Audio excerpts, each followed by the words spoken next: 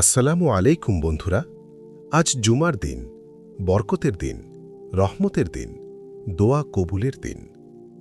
জানো বন্ধুরা, একটা বিশেষ মুহূর্ত আছে জুমার দিনে, যে মুহূর্তে আল্লাহর কাছে যা চাইবে আল্লাহ তা কবুল করে নেন। রাসূলুল্লাহ সাল্লাল্লাহু আলাইহি ওয়াসাল্লাম বলেছেন, জুমার দিনে এমন একটি সময় রয়েছে যখন কোনো বান্দা দোয়া করলে তা কবুল হয়।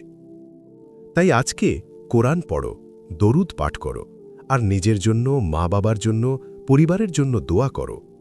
জুমার দিন আমাদের জন্য স্মরণ করিয়ে দেয়, দুনিয়ার চিন্তা বাদ দিয়ে একটু হলেও আল্লাহর দিকে ফিরে যাও। আল্লাহ, তুমি আমাদের জুমার দিনকে রহমত, বরকত আর মাফি নামায় ভরে দাও। আমিন। আমাদের এই ভিডিওটি ভালো লাগলে লাইক করো, চ্যানেলটিকে সাবস্ক্রাইব করো ও ফলো করো ফেসবুক এবং ইনস্টাগ্রামে, আর দ্বীনি বার্তা ছড়িয়ে দিতে শেয়ার করো। আবার দেখা হবে নতুন ভিডিওতে ইনশাআল্লাহ। আসসালামু আলাইকুম ওয়া রাহমাতুল্লাহ।